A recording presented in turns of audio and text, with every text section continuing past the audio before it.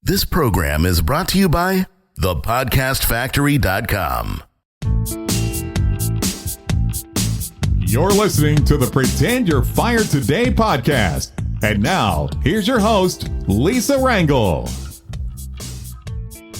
Welcome and hello. Welcome to the 16th episode of the Pretend You're Fired Today podcast. I am Lisa Rangel, host of the Pretend You're Fired Today podcast and founder of Chameleon Resumes. We are an executive resume writing and job search consultancy firm that help executives and high potential leaders land their next position faster. Today's podcast show topic will cover how to stay in demand with your competitors. In my 13 years of recruiting and 5 years moderating LinkedIn's premium career group, where we have over 750,000 members, I'm just constantly surprised by how few people stay actively relevant in the eyes of their competition. They do their job, they do it every day, they do it well even, frankly, but they spend too much time at their desks, too much time with their head buried in their computer and answering emails and getting things done. And then they assume everyone around them knows that they're getting things done and know about the good work they do every day. But they don't. Do you feel this describes you? Is this you? Does this sound familiar? If so, then I'm so glad you've joined me on this podcast today. Actively taking steps to stay in demand in the eyes of your industry as well as your profession is an effective tactic to use that continually puts yourself out there without declaring that you're looking for a job. This tool can play an instrumental part in career advances for that rising professional or the established executive. They're useful to both. Job seekers can fail how to recognize how this process works and the importance of doing this and staying competitive proactively. So I want to clear this up for you today, and I want to show you what you can do to stay in demand with your competitors before you need to capitalize on that demand. In past episodes, we talked about the only way to truly protect yourself from job loss is to pretend you're fired today and make a list of activities that you would do to start finding your next job, doing them while you're working, doing these proactive activities to keep yourself in demand when you don't need a job. That's the key. This is a key element in the Pretend You're Fired Today action list. Keeping your network primed and active, keeping your documents up to date, and staying in the forefront of your network's mind to create demand for yourself consistently. We want you to be already in demand when you need it. So the key is to build it before you need it. This way, if your job situation changes unexpectedly, you already have pent-up demand for what you do. As I've said in episode 1, the first thing on that list is to dust off that resume and get it up to speed. And we covered how to develop your resume in the first 8 episodes of the podcast. And we looked at how to format the resume and write the resume according to today's trends to maximize its impact. And then we spent the following 4 episodes after that discussing the other equally important document for you to maintain, that being your LinkedIn profile. And in the last 3 episodes, we covered the 5 most common career mistakes I see people make, how to work with recruiters, and how to set up informational interviews, or others call them exploratory interviews. And today, we're continuing these career maintenance strategies by learning how to stay in demand with your competitors before you need it. So here goes. You want to look for vendor associations that support your industry, that support your profession even, and join and participate in these events. Additionally, in researching relevant professional associations, you want to look at their conferences, at their networking events, their member lists, and participate how you're able to and how it looks like others are participating so you can interact with the membership. You also want to make a list of nonprofit organizations that your industry or profession typically support. Choosing the right volunteer work for these organizations can help you meet others in your field while doing fulfilling work at the same time. I know most people have a desire to do good and give back. This enables you to do a multitasking effect of enlarging your network while doing good. So this is a good thing to consider. Another thing to consider is to give back by teaching a course in your field at your alma mater, maybe as a guest lecturer where you'd fly in and fly out for a particular class, or on an ongoing basis at a local college where you live.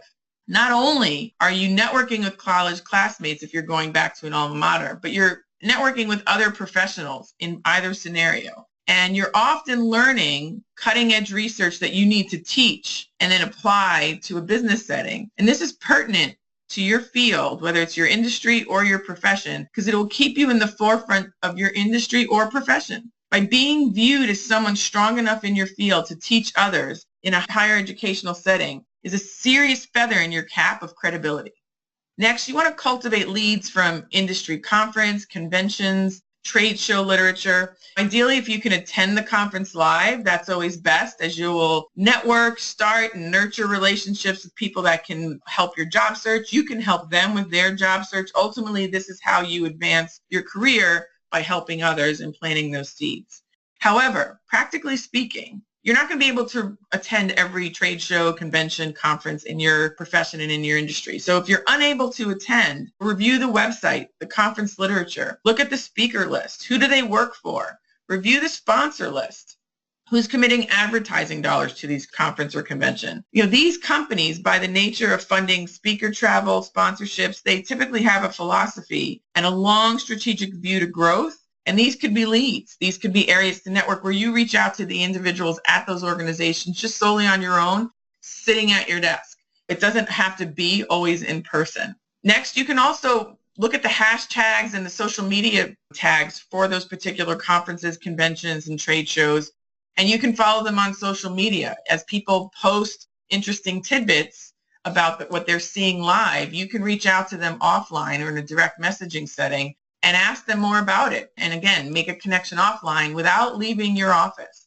Lastly, consider speaking or blogging for yourself or for a reputable organization or a reputable publication in your field. Speaking or writing can be a successful way to leave a strong impression as a thought leader, as a purveyor of information that others need to advance their career for your field. That's always an asset when you're viewed in that way. Applying these points will help you stay in the line of sight of your competitors. It will help you stay in demand when you don't need it. So then it's there when you do need it. Were any of these tactics new to you that we mentioned today? Were you surprised by how easy it could be to set up some of these activities and start generating demand in your field? If these were surprise or new, then I'm going to suggest you take our job landing quiz at joblandingquiz.com. Help you see what else you may not know or you're assuming is too hard to do. Learning these job landing knowledge gaps that you have now while you don't need to look for a job is really the key. Once you receive your score on the quiz, you will be given access to free training that will give you solutions to any of the knowledge gaps that you have. And this way you can fill those gaps. I'm so proud of you of taking these steps to making yourself marketable when you don't need it yet. I mean, it's just huge. You really got to give yourself a pat on the back. Kudos to you for learning this and doing it before you need it, because most people wait until that unexpected job change happens and they scramble to learn this information. And you're not doing that. Bravo. Like, seriously, give yourself a pat on the back. And if you're currently not working, listening to the podcast, don't worry. You now know what to do. You can correct your mistakes. You can fill in those knowledge gaps, and you can just start doing it right today. Key is that you now know what to do and you can do it. So let's take action on today's episode. Take our job landing quiz at joblandingquiz.com and let's see what other job search information you don't know, what are the knowledge gaps you have that may hinder your ability to find a job fast if you needed to unexpectedly. And once you receive your score on the quiz, you will get access to free training that will help you fill in those gaps, correct those mistakes, and help you apply what we covered today. And so for the next few episodes of the Pretend You're Fired Today podcast, we're going to continue to go through a list of tactics and activities that you can do now as if you were let go today and weave them into your daily life. So this way you can always ensure you're ready for whatever the world brings your way. The first item on the list was the resume, and we covered that again in episodes 1 through 8. The second item on the list, on the Pretend You're Fired Today list, was updating your LinkedIn profile, which you can review in episodes 9 through 12. And in episodes 13, 14, and 15, we covered the 5 most common career mistakes that I see smart people make all the time, how to work with recruiters effectively, and then we learned how to generate informational interviews in the last episode. And today we helped you with suggestions on making sure your competition wants you before you need them. And in the next episode, we're going to cover how to make job boards really work for you. I want you to have an understanding of how they work before you need to use them. So many people get stuck in job board hell, and I want to make sure you know how they work so that doesn't happen to you. My friend saved me with her priceless advice of pretend you're fired today, and I'm paying it forward with you. And I ask you to share this podcast, pay this sentiment forward as well, and share this with as many executives and rising professionals who you feel would benefit from this build the demand before you need it advice. So to educate yourself on the aspects of the Pretend You're Fired Today activity list, go take our quiz at joblandingquiz.com. You can even share that with your network. And in addition to the activities to stay competitive before you need it, see what else you may not know how to do and fill in that knowledge gap with the free training that's coupled with the quiz. In the next episode, again, like I mentioned, we're going to discuss how to make the job boards work for you, because I want you to understand how they work before you need them. So many people don't understand how job boards work, and they don't know how to use them properly, so they get really frustrated when they're not working for them. So I'm going to make sure you have what you need before you need it, as usual. And this way you're going to avoid a whole lot of problems, and things are going to go a lot smoother if you ever need to use this information. So thanks for joining me today. We will pick up again at the next episode. Have a great week.